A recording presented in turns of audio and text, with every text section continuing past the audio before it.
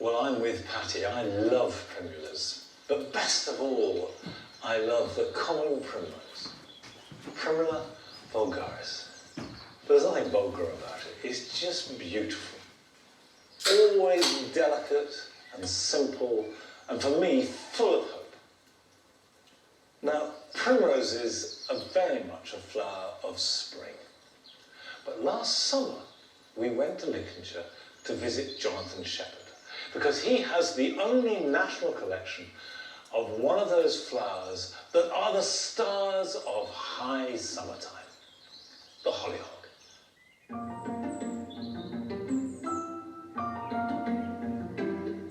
I think hollyhocks bring me a lot of happiness because they're tall, colourful, cottage garden plant. The bees absolutely love. It's amazing when you walk through the drift of hollyhocks just to see how many bees that are in and out of them. There's a history to some of these plants that are quite fascinating. Charles Darwin was interested in hollyhocks and how they reproduced. You've got some of their varieties have been grown in the gardens of some of the first American presidents. You can come here when the light at its best, late afternoon into evening during the summer, and there's a light breeze, they're swaying in the wind, the blooms are out, it's a multitude of colours, it's just a true joy. Well, I've always been interested in gardening, and we were lucky enough to buy this 2-acre plot in Lincolnshire, and then I've always been interested in growing hollyhocks as well, and I had a chance encounter with people at Plant Heritage at Hampton Court, and noticed that there was no national collection. So you fast forward, I guess, a year and a half onwards, and here we are with a national plant collection. And they're a challenging plant to grow. And I think that when people tell me they can't grow hollyhocks, that was a challenge to me to actually grow it and set up a collection. Because, you know, with that challenge comes a great reward. And it's bringing a flower that perhaps people have seen as old-fashioned, you know, back into the limelight and hopefully back into their garden.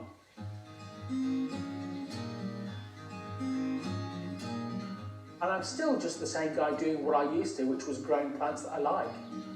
But with the National Collection, it's all about then labelling it and ensuring that that variety comes true and it's still in existence.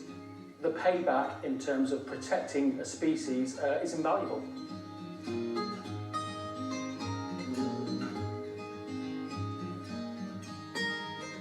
The whole collection has been grown from seed. To keep the collection almost in perpetuity, it's all about isolating the flowers and keeping the bees away from cross-pollinating them, so in the hope that that seed comes as true to the parent as possible. They're easy to germinate. They've got almost a husk around them, and the individual seed is actually inside each one of those discs, so the actual hollyhock seed is actually quite small. Yeah, I sow my hollyhock seeds in 7cm pots. I give them a wart, I put them in my polytunnel, but a greenhouse or cold frame would be equally acceptable. And then as soon as the last frosts have passed, you can plant the small plants outside in situ. One of the issues with hollyhocks, it has got to be wind. Once it's in bloom, it almost acts as a bit of a kite. So the best thing to do is get a stake in there, tie it up, fingers crossed that you don't get gales, because even the best growers, if it's too windy, some of them are going to snap, and you've got to accept that when you've got a plant that's so tall.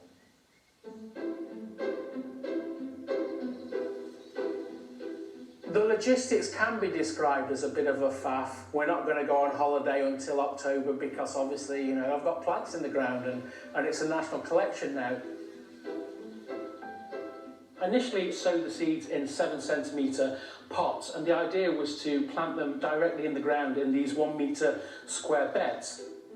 That sounded all well and good until the blackbirds started pulling them up. The moles pushed them up when they were planted, and we have a very healthy rabbit population living locally. So as a last minute think on your feet plan B, I bought 100 of these 90-litre bins.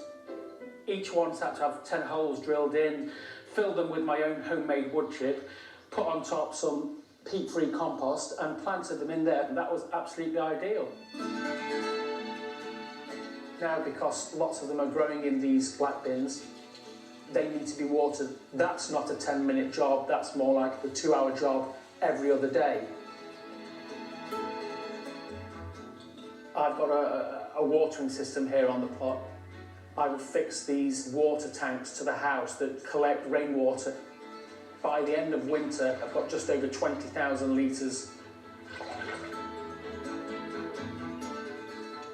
It's amazing how quickly that water dissipates.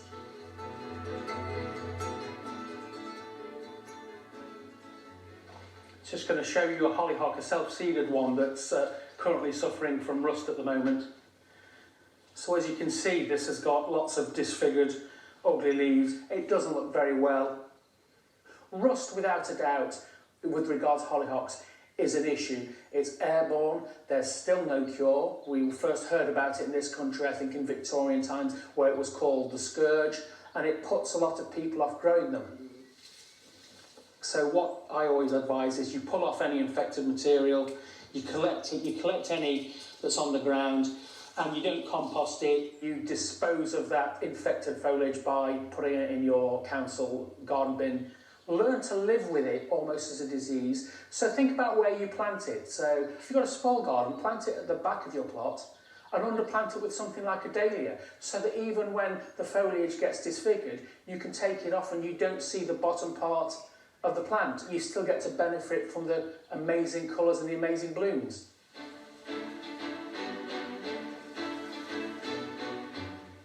If I was a newbie gardener to hollyhock, the first protocol is buy a packet of seeds. That if you've got a bare patch of earth, for example, you could just literally broadcast the seeds, leave them, and without a shadow of a doubt, I believe you'd get hollyhocks.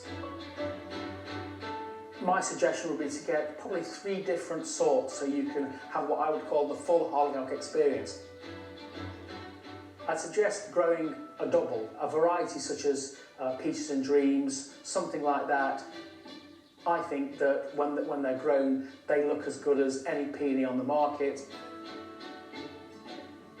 I'd suggest, I think, something quite different, something like a Nigra, which is a black hollyhock, one of the blackest plants in flower that I've seen. It's been around for years and years. This is one of my favourites. This is Alcia Halo Peach, which, as you can see, has just huge blooms. It's a more modern bred variety. It's one of the Halo series. It's a little bit more compact than some of the more bigger ones, so it might be more suitable for a little bit smaller garden. So when you look at this as a national collection, it's very much what I would call almost in its infancy. This is now going to be almost a lifetime of learning more about it, finding more about it, finding out new varieties and expanding on what's already been done. This time last year there wasn't a national collection here. They're a majestic plant, why wouldn't you want to grow this?